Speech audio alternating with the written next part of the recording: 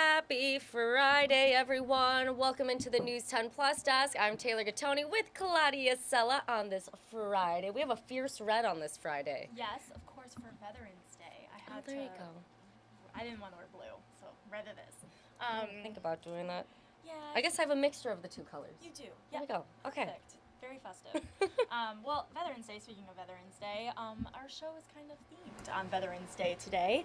And a few things are going to happen. So first, we went to a Veterans Day concert that DeWitt High School always puts on.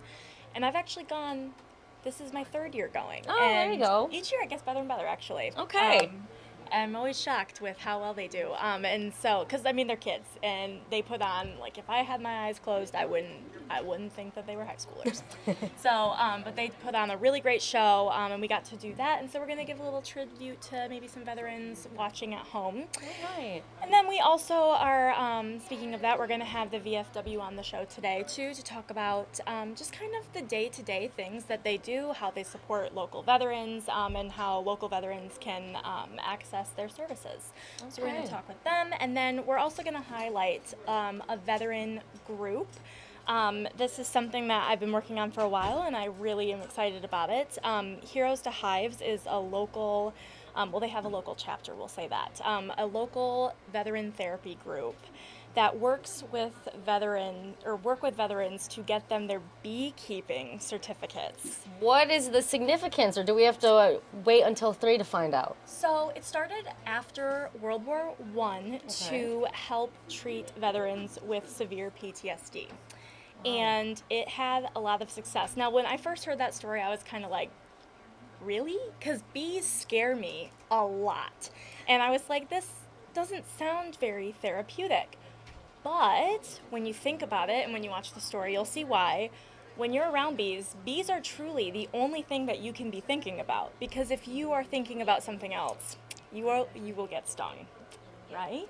Wow. So it's a very successful therapy program, and they've helped more than 10,000 veterans throughout the United States, and it's right here in Charlotte. We have our own chapter. That's awesome. Yes, and we talked to the master beekeeper, and he's incredible, and he's going to tell us all about it and how he got involved. And yeah, so that is what we have going on today on the show, and of course 517 Friday. Of course. If you don't have your weekend plans. I got a little thing about bees. I had a professor back at Michigan State. I think it's entomology, right? That's the bug one. Yes, that sounds right. I think etymology is the language. Entomology, I think, is bugs. Yes, I think you're right. If we're wrong, please correct us. Yes. It's been a while. But yeah, so he had arthritis, and he took a bee in class and stung himself. Whoa. In class. And we're like, oh, what are you doing? But it, like, helped heal his arthritis and, like, gave some relief to it. And I was like, that is so interesting that a bee sting, some people are very allergic, okay, so you want to stay away, yeah. Yes. I've never been stung by a bee, knock on wood. Yeah. I'm going to find wood later. Yeah, you need to But now. yeah, I thought it's really interesting to learn all of the benefits, whether it's being stung or the honey and the great products that come from it, or the therapy and helping veterans overcome that trauma and PTSD. That's really interesting. It is really interesting, and it just, as someone who is terrified of bees, I think it kind of made me realize that there are not that many reasons to be terrified of bees. And I learned why. And it's a really cool program, and actually registration is opened up. So if you are a veteran, or you have a loved one who's a veteran who might be interested in something like this, or might not be interested in something like this, you should give a listen, because I think we can change your mind. I'm terrified of bees, and I am allergic to bees, and I would trust this master beekeeper with my life because I'm allergic. I would. I think it's a great program, and I'm really excited to share it. So that is what we have on Studio 10 today. Did you immerse yourself with the bees? We did not, because they have been winterized. So oh yes, it is cold outside. Okay, there we go. Yeah, so they're all cozy in their little little beehives. Now they can come outside. I did see that, but right now they're all cozy. So it's really up to them if they want to come outside. Which I don't think they're gonna want to. I don't think they want to. No. Yeah, no, I don't want to. So. But like you said, if people want to get outside this weekend, well, tune in for Studio 10 at 3 today, and then you can learn more on 517 Living, or what they have coming up with that. Yep, lots of fun stuff in the area, and you don't have to go far wherever you live. So Yeah, we'll see you at 3 p.m. Really full show. Really excited for today's show. All right. Thank you, Claudia. You can join Studio 10 at 3 o'clock today, like she just said. And just over 50 minutes here, just a little bit over. And so here's where you can go to stay connected with Studio 10 at WILX Studio 10, of course. Sorry if you hear noises. I'm trying to move my microphone. Ooh, that's heavy. There we go. It kind of drooped down a little bit. I think we got it. And you got to adjust yours too, yeah. I do. Sorry if it's noisy. I don't know if you can hear it, actually. I don't know. I've tried hearing it. Kellen just poked his head around the corner. Oh, hello, Kellen. I know, he needs to go home and sleep. But we're doing a chili cook-off day. Do you want to say hello? Or you want to stay over there? No, he's good. Okay. He's okay. He's just here to enjoy. He was actually, we had a chili cook-off at work, very full from that delicious, we had like 8 different chilies. Yeah. You made a chili too. Yeah, but we don't need to talk about mine. It was really good. He keeps getting down about. Stop it. No, I so ruined good. it, and it. Well, I think still tastes great. I think the difference is that I know what it's supposed to taste like, and it doesn't taste like that, and that's why I think I'm frustrated about it. First time making it, white chicken chili. It's when it turns out how it should, it's so good that you just want to drink it. I mean, it's so good, and I just completely ruined it. Guess you got to make it again. I will try to make it again. Do it. But it took me like 3 hours last night after work, and I was just like, tired and making it, and well, that's okay. I thought it was good. In fact, I have more at my desk waiting for me. Thanks. You're welcome. Well, let's talk. Okay, we'll tie in the chili. We have cold temperatures. Chili's always a great comfort food. So, hey, if you're looking for meal ideas this weekend, make some chili. Or soup. Or soup. Soup's good, too. Yeah, anything warm, comfort food. This weekend actually isn't looking too bad, as temperatures are going to be on the cool side, but it is mid-November, so we kind of have to expect that now. But we're going to see some dry weather this weekend, which is some fantastic news. I want to show you... Uh-oh. Oh, did I get the wrong one? Max 2. Oh, give me a second. Hold on, what are we on right now? That's Max 1. Sorry, I just switched over, so that's probably my fault. That is why. Okay, there we go. Tricky, Colton. We have 2 different computers that we can use. And this is the second one. Oh, here we go. But this is what it looks like at MSU today. We have been seeing some clouds roll in. It hasn't been a bad day, though.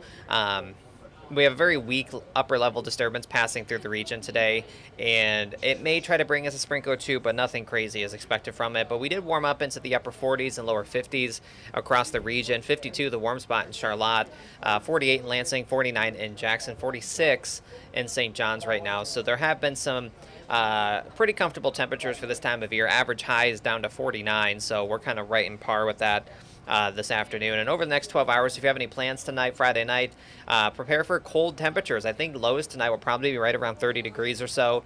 Then we'll have temperatures in the 40s throughout the rest of the evening, and more clouds than anything, so even if the sun goes down, I think we're going to be stuck with at least some clouds around mid-Michigan, but we will eventually start to see some sunshine work its way back in as we get into the weekend. And speaking of the weekend, here's the forecast. I have partly cloudy skies for tomorrow. Some of our models want to keep us mostly sunny tomorrow. We'll keep an eye on that, but either way, it looks like we'll be dry with temperatures in the middle 40s. And then on Sunday, looking like the nicer half of the weekend, mostly sunny skies, temperatures in the lower 50s. So Sunday's a really nice day to get outside. Oh, yes. Take the dogs for a walk. You just take a walk. Colton, you like your walks. I love walks. I haven't been on a walk in a while. Oh. But yeah, I do like my walks. But we'll see a mostly sunny sky, and it's going to be a pretty nice day overall as we wrap up the weekend. Now, satellite radar does show those clouds that made their way in today. Mostly cloudy sky across the region. One thing we'll be watching for is maybe some lake effect rain showers to try to develop off of Lake Michigan. Those may try to sneak in here at some point, but I don't really expect it to be anything crazy if we do see any of that, and it's not going to be more than just a few sprinkles. Very weak upper-level disturbance. You can almost see it right here with that little bit of a spin there. With this upper-level disturbance that's passing through, not going to give us much at all. There's no moisture with it, so that's why our chance for rain today is virtually zero, but not quite zero. And then after that, we dry out for the weekend and beyond. In fact, we don't really have much opportunities for rain next week at all, except for maybe towards the end of the week when our weather pattern begins to change a little bit. So let's show you the hour-by-hour forecast. Just want to show you this because we have the clouds that will be in place throughout the day today. Notice some of those lake effect rain showers that try to develop later on. Not really going to be moving in our direction. The winds are just not in a good direction for that. And then this is one of the models that show more sunshine tomorrow. But I think there'll be a few clouds around. But either way, I think Saturday's a dry day. It's just going to be the chillier day of the two this upcoming weekend. So if you have any plans, just plan accordingly. And looking at the 10-day temperature trend, I want to point out, I mentioned this earlier, the new average high today is 49. So we're officially down into the 40s with our averages. As we get into next week, we actually warm right back up into the 50s, 56 on Monday, 54 Tuesday, and then we could be nearing 60 degrees by the time we get towards the middle to end of next week. Now, next week's forecast does become a little bit more tricky from Wednesday onward, given how we may see a storm system that comes in and where that goes and how it shapes out. We'll have a big determining factor of what our temperatures do next week as well. So that's all something that we'll be keeping an eye on. But next Friday is a big Friday across the region. Oh, yeah. Silver Bells in the city's taking place. I believe Jackson also does their holiday parade on the same day. Let me check real quick. I'm pretty sure. Yeah. Yes. So downtown Jackson also has its Christmas parade on November 17th. So that's next Friday. A week from today is when this is going down. And if you remember last Friday, the forecast and the weather that we saw for Silver Bells and across the region was very cold, very windy, and it snowed. This year is not going to be the case for us. So Taylor, here's the graphic I was talking about. The official forecast for Silver Bells in the city, which again is 1 week out, so things might change. But this is what we're forecasting. Are you ready for it? Ready. 2, 1. Ah, it's so pretty. Isn't that fun? Can you play this again? We're going to need this a few more times to get festive. I'm sure this will be used I love that. over and over and over again. It's a fun graphic. It's really fun. But yeah, so right now there could be some showers around, unfortunately. That doesn't make it so pretty, but No. yes. Oh. But we have temperatures that'll be in the upper 40s. So it's going to be warmer than last year, it looks like. But there could be some showers around for it. Not the best to be standing out there in the rain. You know, I would much rather there be snow. Oh, yeah. Help set the mood. And some of the photos from last year's Beautiful. were just amazing because of the snow that came down. So if you're going to be heading there, thinking about it, just something to keep in mind that there could be some showers around. Do you want me to play it again? Yeah, do it again. But before you do that, reset it real quick. So this is Colton and I's first time we're going to go to Silver Bells in the city next Friday. Yes. A week from today. We haven't gone. We've also, well, before I was on weekend mornings. You're still on weekend mornings. So, you're sleeping when it's happening. Yeah, I'm just going to power through. I'm going to give up some sleep Friday night so I can go next week. And even though I do have to work Saturday morning, it'll be tough, but you know what? Energy. It can happen. But I want to go, and it's, the state Christmas tree. Like, you have to go at some point. So I want to go there. And I know that thousands of people go to this event. It's a huge deal, and I'm excited for it. Actually, next week on Monday, Mid-Michigan Matters, we're going to be bringing in someone to talk about Silver Bells in the city and all of the visitors and vendors that you can expect in the Lansing area. But yes, so we have a week until then. Let's show the graphic one more time. 2, 1, woohoo! Hey. I think it's fun. It's so fun. Yeah, and I tried to match it up with a photo we had from an actual Silver Bells event, and so I just put the fake Christmas tree in front of the real Christmas tree. This is kind of zoomed out, though. This looks like it's. I can't even tell you. I think the ornaments are probably right there behind the tree. I don't know what's behind it. Just looking at the point of view, because I think the Capitol is way back there. It looks really good, and they got the fireworks in the background. Yeah. So I love that. I just want to show you a quick forecast, even though it's a week out. At this point, I would prepare for maybe some rain. Yeah, bring an umbrella. Yeah, but hopefully it's not too bad, and temperatures will be in the 40s at this point. So yeah, Silver Bells in the city. It's that time of year. It is that time of year. Oh boy, and this might be putting you on the spot, so I apologize.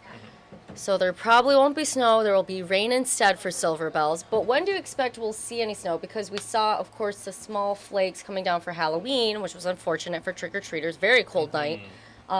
So do we have anything in the forecast? I know there's been snow more up north, Yep. but in our area. No, there's nothing in the forecast, nothing even to keep an eye on in the future. This is, unfortunately for people that like snow, myself, an El Nino year is never good for us when it comes to snow. It's because the jet stream, which is the storm track, but it's also the dividing line between warm and cold air. That's during El Nino years, those stay to the north, and so that means we're in the warm air. All the storm tracks go north of us. We typically see a dry winter. In fact, I wanted to mention this in Alaska. Okay. Right now, they are seeing incredible amounts of snow. In fact, Anchorage, Alaska has seen more snow this November than ever before. Oh, wow. Already. How much snow? So I have seen things that they could, Anchorage has seen 20 inches, I believe. And then some places, especially 20 inches? Yeah, when you get southeast of Anchorage, there's a town called Valdez. Let me double check to make sure that this is correct before I say And it. if we can show it somehow, maybe we'll pull it up in a bit.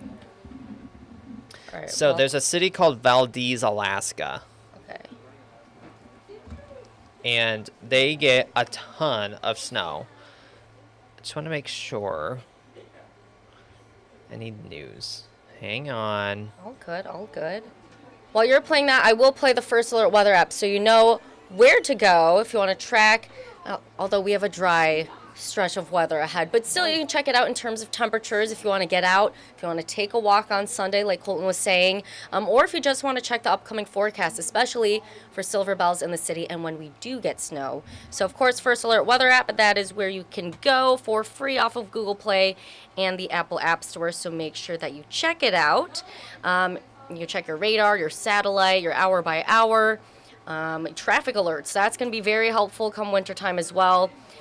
Because if there's any black ice on the road, any accidents, you of course want to stay up to date with that. And also something else good to know with the traffic alerts is with the holidays coming up, right? We have Thanksgiving before Christmas. I know a lot of people are excited about Christmas and already putting up their decorations and trees, but of course we have Thanksgiving first. AAA and other experts do expect a record number of travel, especially for drivers, so people taking cars versus flights. So if you want to know what the traffic's going to be like, especially with all of the construction here around mid-Michigan, you can get traffic alerts on the First Alert weather app, so make sure to check that out. Anything you want to add, Colton? So I'm just looking up. I don't know if we can show this, but I'm looking at some local reports from up that way. They got a snowstorm a couple days ago. And according to this, it says that the Valdez area, Thompson Pass, which is right near Valdez, saw between 48 and 60 inches of snow from a recent winter storm. And again, it's November. So again, Wow. Alaska's a different animal, but I just want to point that out because I did see that on social media. Kind of interesting. So you asked about our snow chances. They're not great moving forward. Research project I'm going to do over the next few weeks is go and look, and I'm saying this so that I actually do it. Can't break my promises. We can hold them accountable. Yes, is when we get closer to Christmas, when we have strong El Ninos, which is what we have this year, how often do we see a white Christmas on that day? And I would suspect that Very it's little. not a high thing. So I bet it doesn't happen very often during El Nino years. So that's something I'll be looking into. The last strong El Nino was in 2016. And I believe that year we did not have a very good Christmas forecast. So, yeah, that's something I'll look into. Okay, so the El Nino, again, is going to be the reason we have a warmer winter. And I do want to mention this, too, because you say warmer winter, or warmer for the northern states, a little bit colder for the southern states. But I want to clarify, that doesn't mean that we in Michigan are not going to be warmer than Texas or Florida, right? No. And it also means that it's the average of those 3 months. Yes. So it doesn't mean that there won't be cold. You know, you could have January be extremely cold, but December and February are warm. So like it's just the average of the 3 month period. So while we are favored to see above normal temperatures this winter, doesn't mean that the entire winter is going to be 50 and cloudy or 50 and sunny. So we're still watching it, the winter season. Nothing screams winter to me in the models, unfortunately, moving forward. You want some snow. Yeah, so we'll see what happens. It's still November, so we got plenty of time. That's true. I wish it did come earlier though, because I feel like it's coming later and later and sticking around later. Like springtime, that's supposed to be your April showers bring May flowers. But now we have snow. What happened? Oh, Kellen. Oh. Kellen. Oh. Yeah, who won number one? Who got one? No, yeah. Oh, Matt made great chili too. We have the winners. We're getting the chili cook-off results in right now. That's happening. So Matt, he works in our creative. He made this delicious traditional chili. Yeah, I really enjoyed it. That was good. And then Kellen, for the third year in a row, has won second place, making a white chicken chili. I have yet to try that. And then I'm I don't really know who got excited. third. Oh, it looks like Who won third? our assignment editor, I believe, got third. There you go. Dave Parks. In case you wanted to know, this has been a big deal today. We're all full from all the yummy chili. Like a free lunch. It's so good. Did you try some, Ann? Ann was a judge. Oh, you were a judge. Is that how you voted? Oh. Oh. Oh, I don't know which one was his. I don't know. I was trying I to don't look remember. at people's crock pots as they brought it in to be like, whose is whose. That might be cheating a little bit, but I might have been in the room when Ann was tasting them all, but yeah, so fun day here at we WS. may have known whose chilies were whose, some of us. Anyway, again, if you want any chili this weekend, go make some. It's a great weekend for it. Weather's great. Weather's great. But we have a lot more things. I'm hungry now again. Still full, but like my mouth is salivating because I want more chili. I'm pretty Sorry, that was full. probably like weird to say. Yeah. But yeah. Anyway, here's what we have coming up on First at 4 and our 90 minutes of news today. Starting with First at 4 and Mid-Michigan Matters, with Veterans Day being this Saturday. We are talking about a Veterans Day wreath-laying ceremony. And so while it's not happening tomorrow on the actual day, it is taking place on Sunday. And again, it's a wreath-laying ceremony to pay tribute to all of the veterans who have done such great things for our country. Coming up on News 10 at 5, Grand Ledge High School is debuting their fall musical this upcoming weekend, and our very own Justin Kent has a preview as it was performed earlier this week for a special audience. And then coming up on News 10 at 5:30, News 10 Sports' Joey Ellis will be live from our Game of the Week as Mason travels to Walled Lake Western. So get ready for that. And I know Joey's getting ready for that right now, heading out. He is getting ready.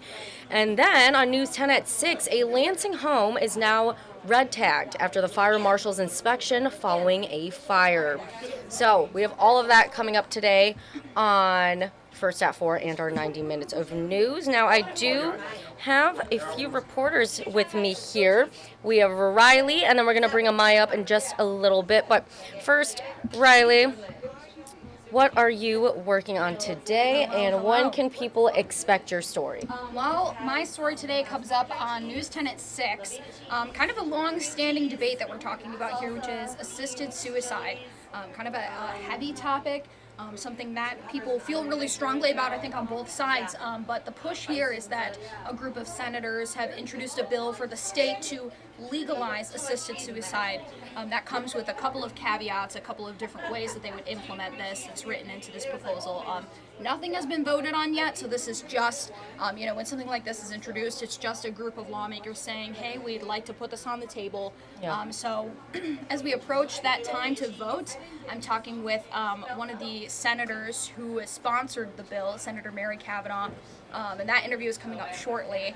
And then I've already spoken with some of the folks at Mother Teresa House, which is a long-term and hospice care facility. So kind of getting perspective through the eyes of people who are really there to help folks at the very end of their life too. So a couple of different perspectives. And we're going to break down that legislation too, and kind of what's going to be a part of that bill package before it kind of heads off for a Senate vote. So definitely a difficult topic to break down. Yeah, it's one heavy. that is quite sensitive too, and a lot of different angles to that. There's a kind of a mental health angle to that, and they're calling it the Death with Dignity Act. So if that kind of expresses what the hope is for some of these lawmakers who are putting it out there, they are hoping to be able to help people die with dignity, but not everybody feels it's the best way to go. So we're going to have both sides of that coming up on News 10 at 6. So. All right. Well, thank you, Riley. I know you said you have an interview coming up, so we will let you go about that. We do have Erin Bowling out in the field, so we are going to send it to her.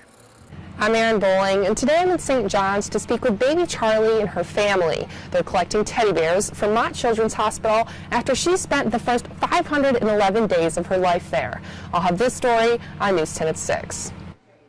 All right. Thank you, Erin, for sharing what you have coming up today in our 90 minutes of news. I do want to play another thing here before we go, in kind of relation to Riley's story, but also what we're doing all year long here on News 10 is our You're Not Alone mental health series. And so go ahead and scan that QR code on your screen right now, and it'll pull up a list of resources around our mid-Michigan community, whether it's behavioral, a therapist, a family behavioral therapist, or psychotherapy, psychologist, anything of the sort.